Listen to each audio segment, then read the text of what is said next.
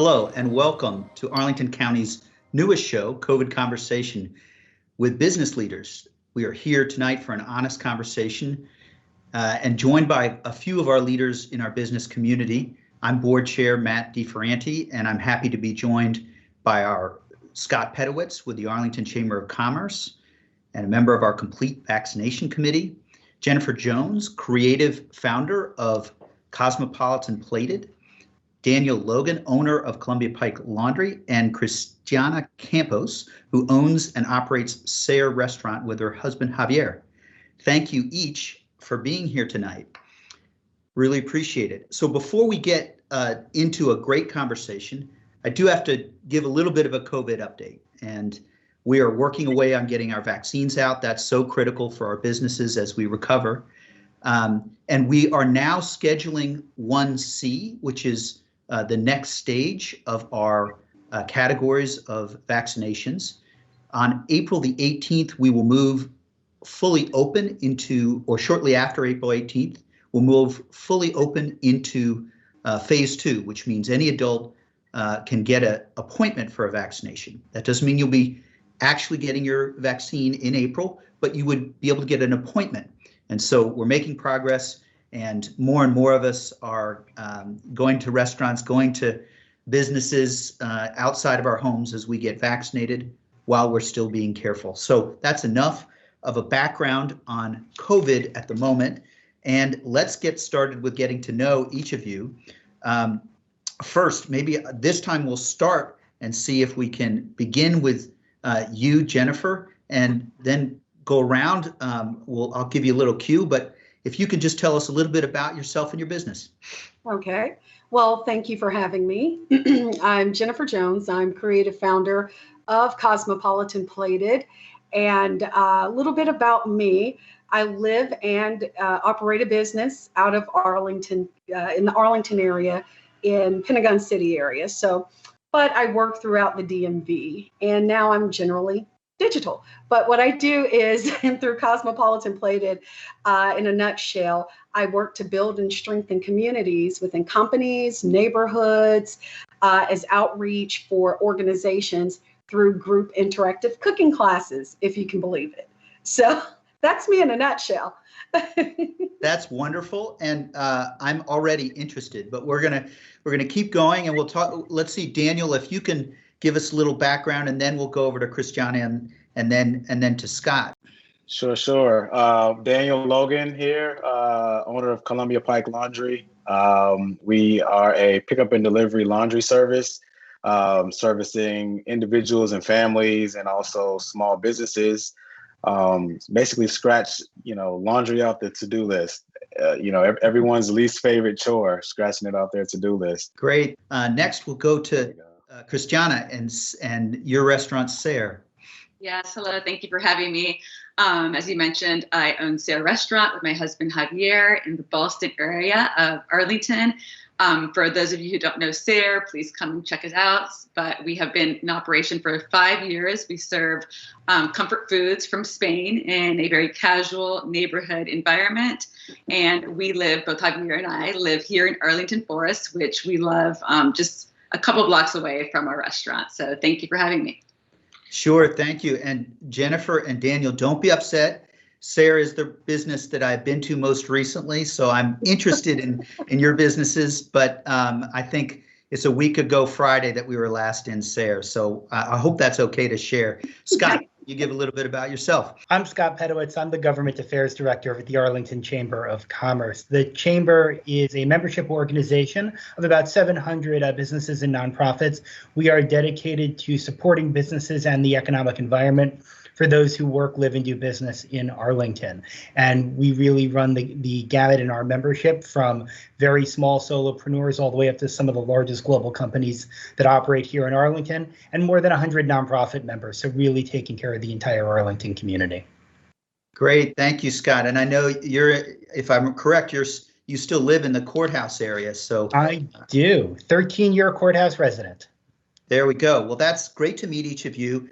And it's plenty of energy. I do want to pause and just ask a question about this year. It's been a really long year with COVID, And if you could pick out, one or two things you've done over the past year that have changed in particular. We've all lived inside our bubbles. Maybe your biggest challenge or two challenges. And I think actually this time I'll start with you, Scott, because I know you got a lot of events that happen, and I'll give everybody a chance, or most everybody a chance on every question to give a thought as to the challenge facing you. Well, so I think when we talk about things that have changed, as of the middle of March 2020, in our 96-year history to that point, we had never done a virtual event or webinar, everything in person. That has all changed. We are up into the triple digits of virtual events, ranging from committee meetings to we held our gala virtually, to our Arlington Chamber Volunteer Day, where last year when everyone said, oh, you won't be able to do your annual Volunteer Day, we said, no, Arlington wants to come together, and we hosted that virtually, and we'll be doing it again next week. And Matt, thank you. You'll be our keynote kickoff speaker. We're looking forward to that. But I think another challenge and a change is recognizing how much was changing so quickly. And I think everyone here is going to have great stories about that, and where we could be the resource as new information was coming from the county, from the Commonwealth, from the CDC, and businesses were trying to react in real time to keep their teams working, to keep everybody safe. We tried very hard to get that information out, and we're still doing that with the vaccine.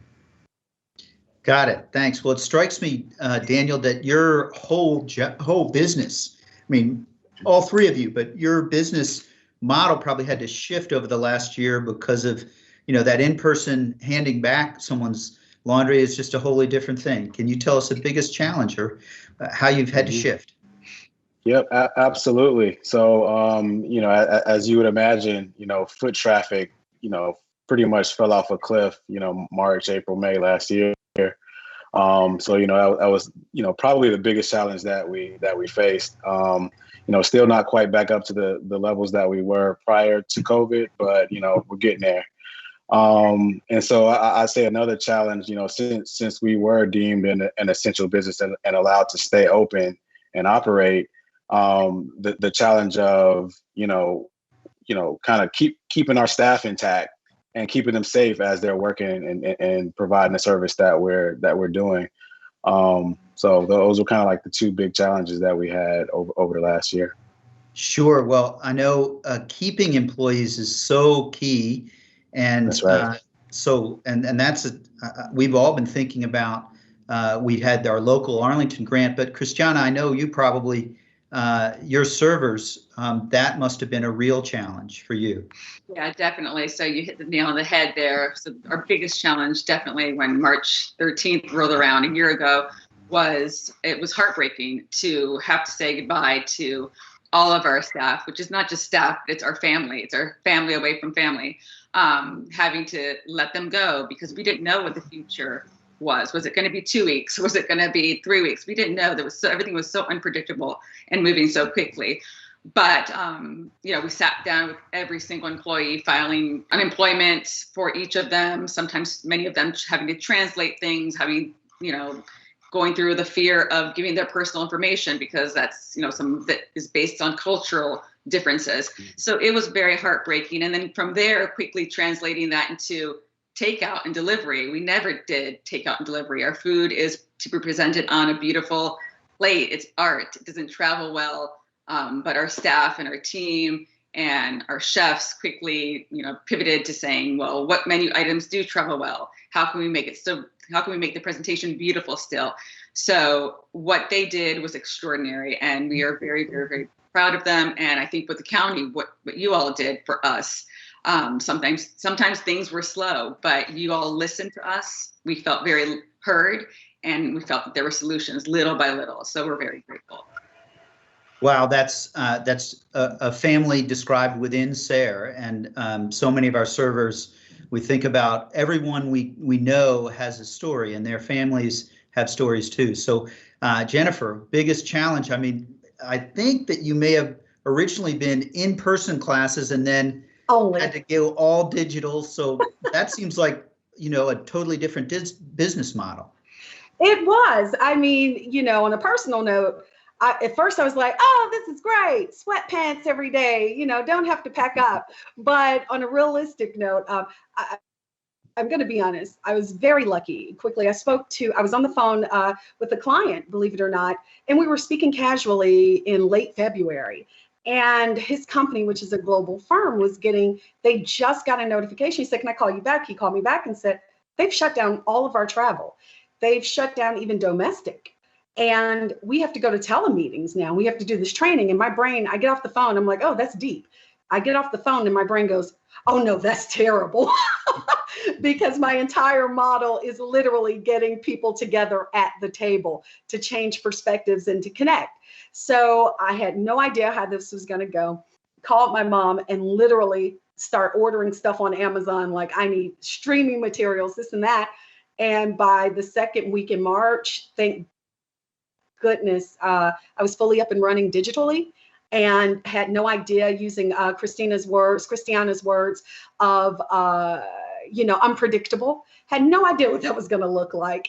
But the beauty was I started with just a free community class weekly to give people some tips on what to do with all of the food and shopping, that kind of mayhem that was going on.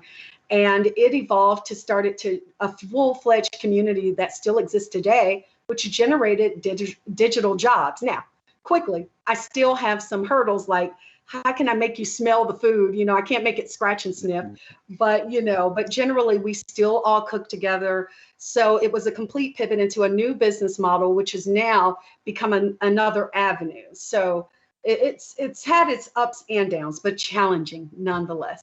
Sure. Well, it sounds as though you've had to reinvent yourself in the business in part, and that is part of the energy that I think is a hallmark of our businesses. So I want to I think we'll just jump on to the next question, and it's about what you're hearing about COVID and the vaccines now, and because we're all eager, and I can tell you, I know that the Chamber of Commerce, your members, because we hear from them on the county board, we're all eager, but this time, maybe I'll start, I don't know, Christiana, if there's something that you're hearing about COVID and vaccines. Are your servers starting to get vaccinated? Are they eager to?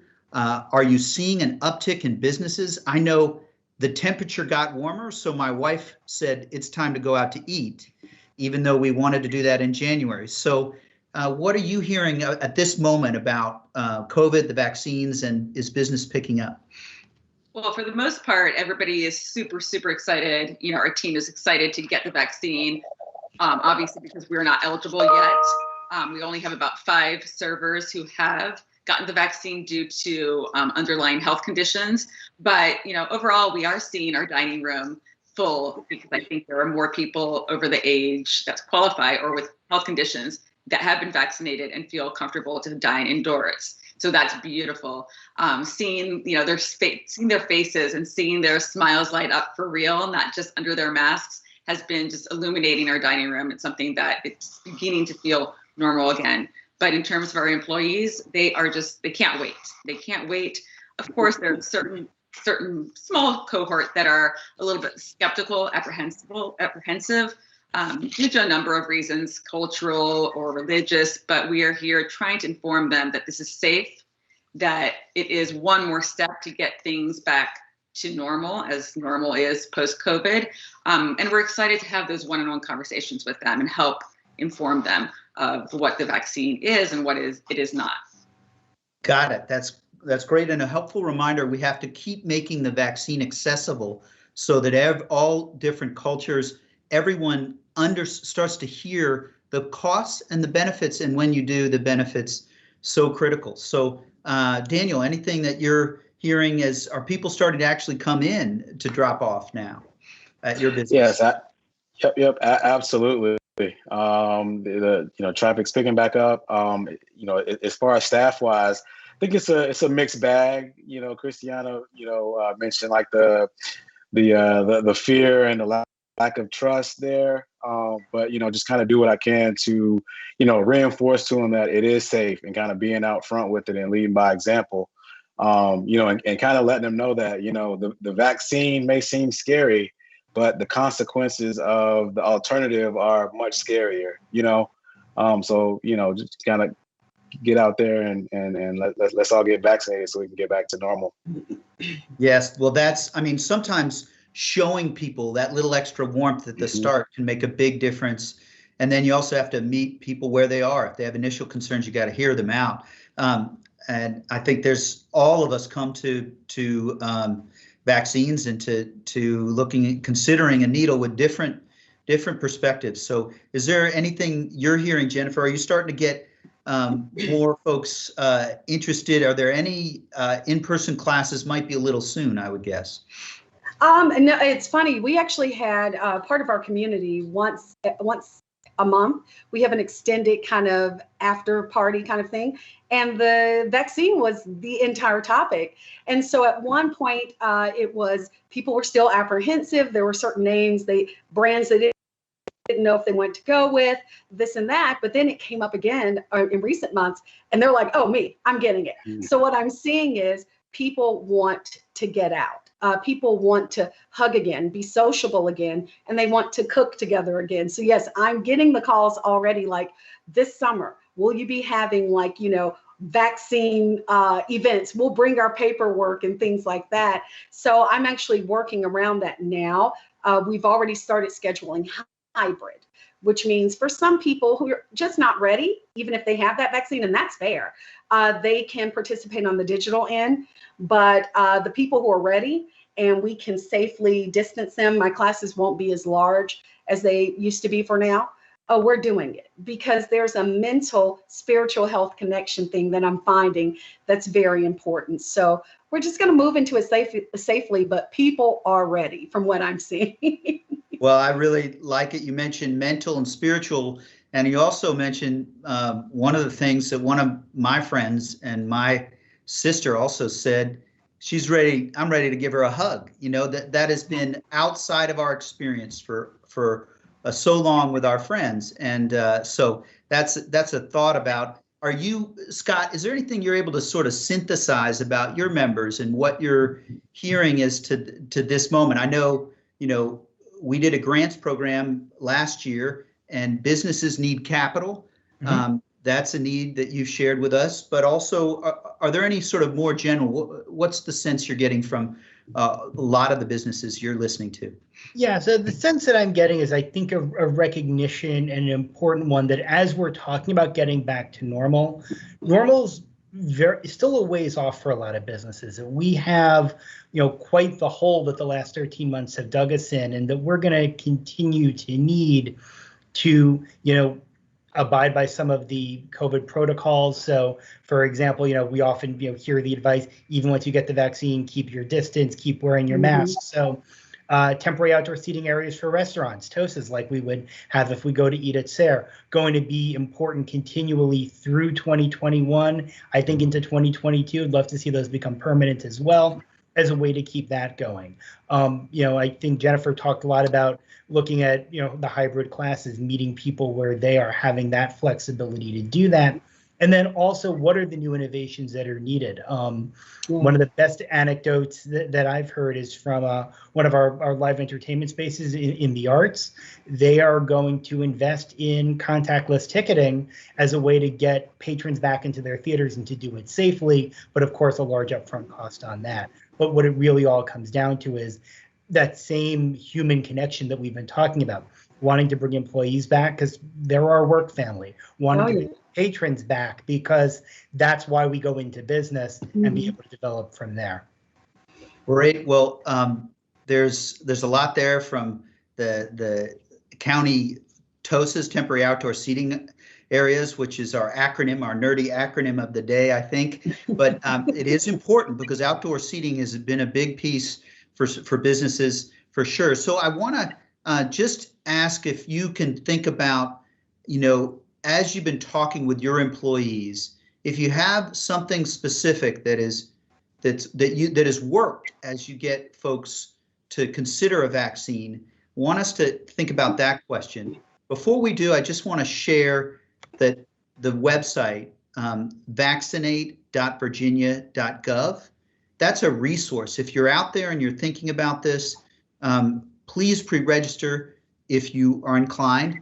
You can also go to that website to find out information. But I'm really curious from each of you, what has worked with your employees? And, Christiana, you've said it's important to honor the fair concerns that people have, but the vaccine is free.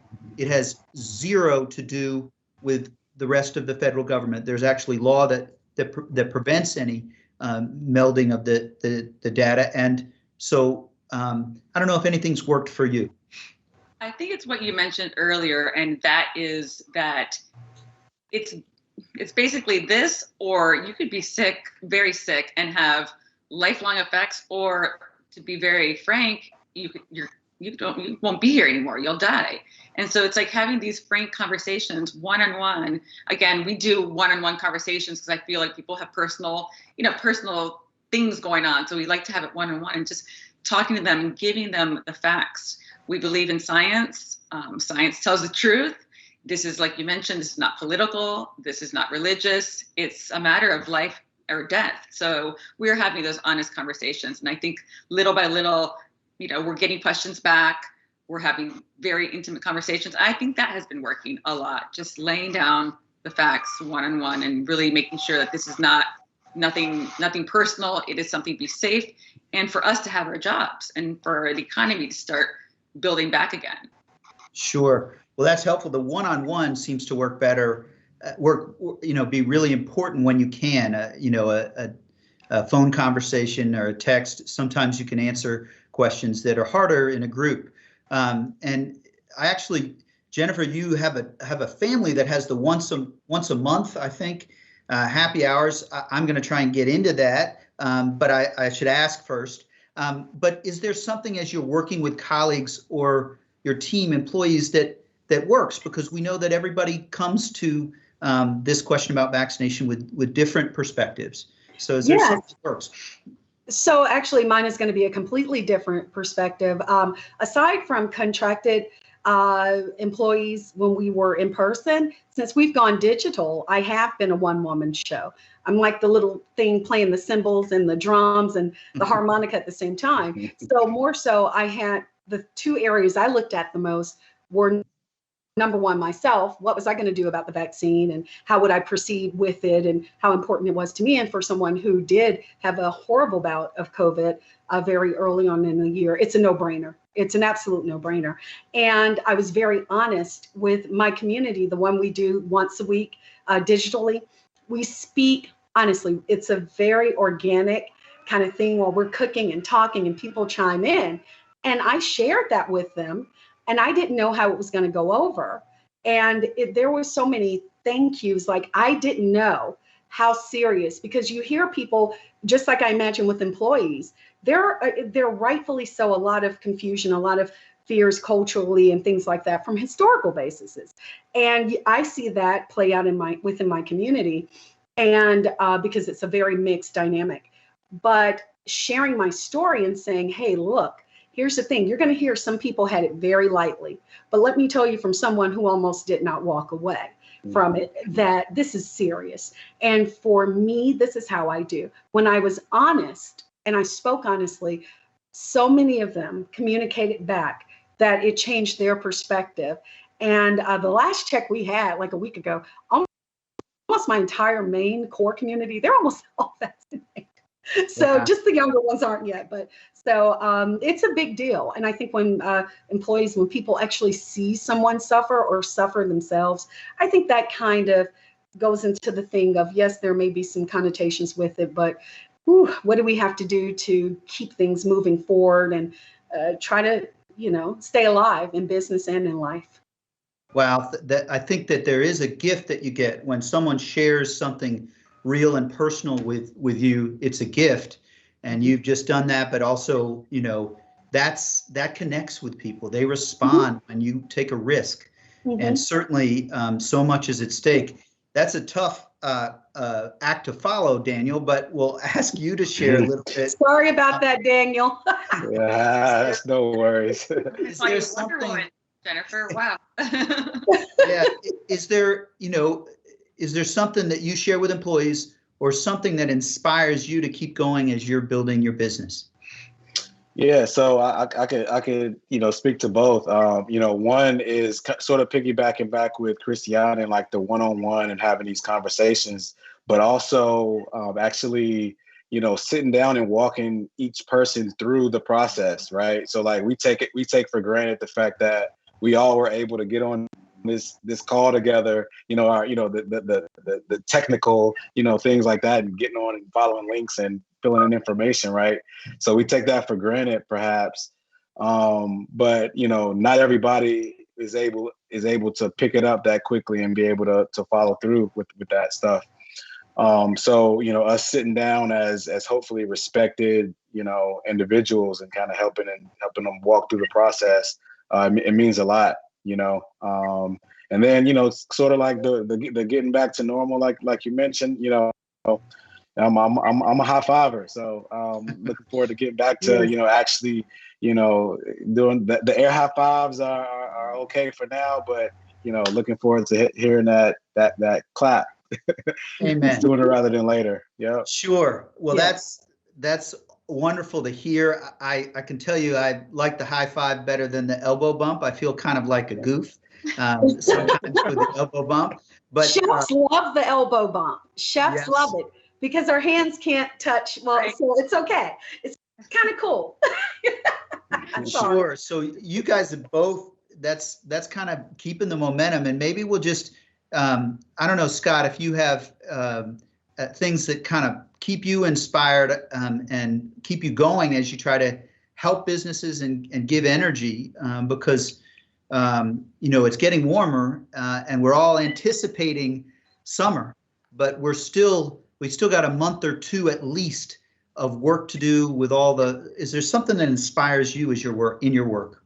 It is, and I think keeping the momentum is really the right phrasing for that. And even as I've seen it, as it relates to the vaccine, helping people have that information. So, sharing the vaccinate.virginia.gov site, making sure people know that, and next week we'll go to that open availability, but that everyone should go in and sign up for that. Don't, think you need to wait, that you'll get in there at the right time. Also encourage people as they're comfortable to share their vaccine success stories. I know someone who had a lot of success with Vaccine Finder and getting an appointment at a pharmacy and then sharing that. And it was inspiring because, it was only 3 short months ago that, we were talking about, 1,000 doses a week, and it seemed like it would take forever. And, now we're in a much different environment. But when we share that excitement, hearing friends, colleagues, members of mine telling their success stories of getting the vaccine, that got me excited that my time is coming and that I'm going to get the vaccine, and then wanting to share that forward. So much as with business, when we're working with our employees, when we're working with our customers, we want to keep that momentum forward and excitement to come back and try more. I think it's the same with the vaccine, and really just keep that positivity going because it brings us out to the really good place that we're trying to get to. Yes. Great. Sure. I mean, I want to just give a last chance for Christiana and any note of hope or any quick whip around if there's a single other hopeful thought that you would share with us, Christiana. I mean, this year has taught us so many things, but you mentioned something earlier, I think, about silver linings, or maybe I'm just thinking silver linings here on my own. But I mean, it's the strength of this community. What a privilege for us to live here and work in Arlington, because I do feel that we all came together. Our guests came together, our vendors came together, our landlord came together to help, the county came together to help. Our employees all banded together. I mean, that's just so beautiful to see when we didn't see the light at the end of the tunnel a year ago or even a couple months ago, and now beginning to see this light at the end of the tunnel. I mean, it just illustrates the strength of this community, and it's a privilege to be part of this community. We are very, very privileged. So thank you. Well, thank you. I appreciate it, and what a hopeful note. Each of you have shared in different ways about getting through this. And I do think every dose in an arm is another bit of light towards the tunnel and getting through that tunnel of COVID. And so we are, last night, someone was mentioning, we are a hopeful people and we want to be hopeful. And this is a moment to keep working, stay hopeful. And each of your businesses is very inspiring to me. And so Jennifer Jones was with Cosmopolitan Plated. My wife and I will be there soon. I will not crash your weekly shindig. Call me. We can put together a class. We do it for people and companies and communities. So yes. That sounds great. And Daniel Logan, I will be there, and soon it will be a real high five, no goofy elbow bump, no disrespect. There we go. There we go. Jones. Looking forward to it. And then I'm elbow bumping and vibing. And Christiana Campos, for you and your husband and Sarah, we will be back. Scott, thank you for joining us, and thank you for serving our community through the chamber. Just want to wrap it up and thank each of you so much for the conversation. Let's remember, even if you're fully vaccinated, it's important that we all continue to wear a mask, keep 6-foot distance from others, and wash our hands. And just a big thank you for joining us in this COVID conversation.